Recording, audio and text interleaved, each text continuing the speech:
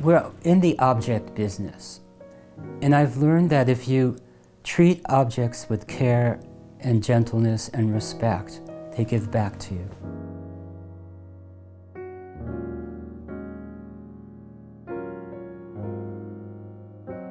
I'm Carl D'Aquino. I'm an interior designer, and with my business partner Francine Monaco, we run D'Aquino Monaco. We're in my country house in Orange County. It's a small village upstate, not far from Manhattan. This was the first house we saw when we were shopping, and I did not want it. It had been abandoned for 3 years.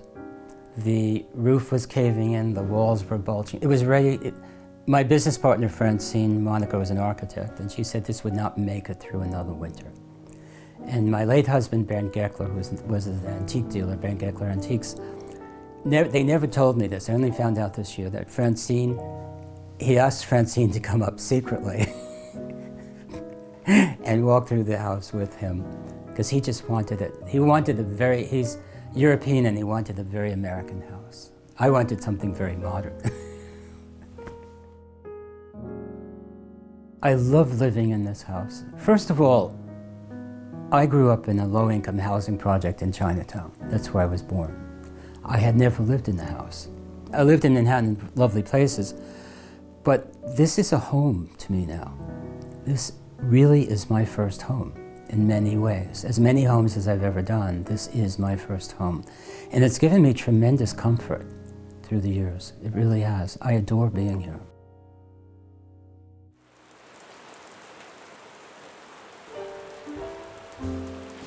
We're now standing in the original wing of the house, which is 1750. When we bought the house, nothing existed here, none of the moldings, there was nothing here, really. I mean, the fireplace was here. While you're standing here, you're in the dining room.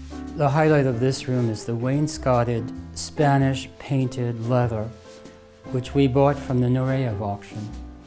And it was in hundreds of pieces, and we found a craftsman who was able to weave this together and make this extraordinary base to this room. A great deal of entertaining is done informally in the house, but it's really fun to give a grand dinner in this room. It's a special room. The chandelier is a confection. The plates are something that we did in Europe and we've done it here. It's just great fun. The restoration of this house and the design process were all of one. What happened is, though, we ignored the American nature of the house. This is not done in a 1750s historical New England period style. The house has become very Gustavian, in my opinion. The palette, the overall attitude, and then the mixture of periods and styles is another layer to it. So the design evolves, and it always evolves. It's always a changing. The library is a really cozy room.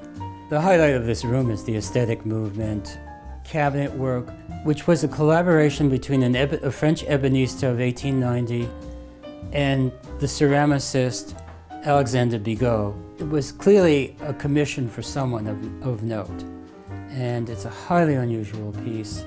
We upholstered the piece and the walls of the library in a fabric by the fashion designers Proenzo Schuler, which was a commission.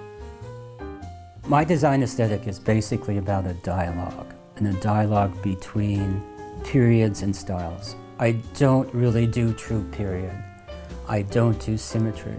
I try as hard as I can to break symmetry.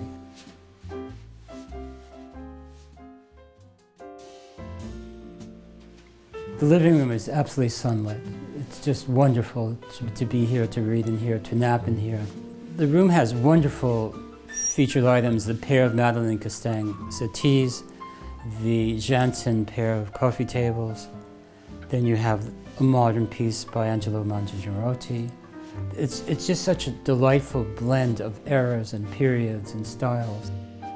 The highlight of the room, of course, are these wallpapers, which are commemorating the first hot air balloon flight over Paris. The mantle and fireplace is monumental. For the scale of the room, it's unbelievable. don't even understand why it's this big, but I love using it. We do stoke up quite a nice fire. I feel so warm and so welcome here in this home. I am fortunate to have this in life. It's a great experience being here. It really is. I do a lot of entertaining in the kitchen. Many dinners occur at this farm table. It's quite old. We brought it over from France, and the chairs are period. So there's a lovely mix of color, the highly polished lacquer, in contrast to the glossy tile, to the plank floors, which are reclaimed wood, to the mistletoe, which is the ongoing romance of the house of the mistletoe chandeliers. So we created a sitting room, which has the only TV, really, which I don't really watch very much. There's a wonderful Biedermeier desk in here. As you probably know, they have so many hidden compartments. I don't even know all the compartments. It's just a delight. This opens something, but I have no idea what. And then, oh, there is something in here.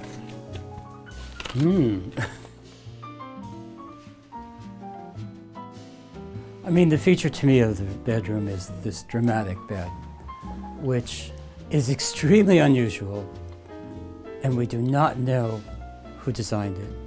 We suspect that it might be Masonic. It has hidden symbolism. It has these 4 irregular posts. It has embedded Roman coins.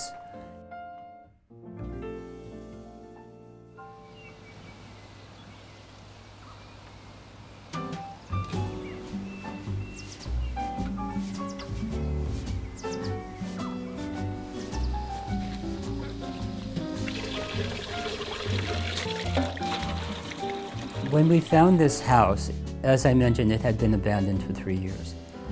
And literally you could not walk the property. The property is 20 acres and it had grown wild. We leveled a great deal of the land, particularly around the parterre, to create the formal garden there, and then to create the vegetable garden down lower below. And then it became a park. If I'm taking a walk, I am just enjoying breathing. I'm enjoying not thinking about anything important.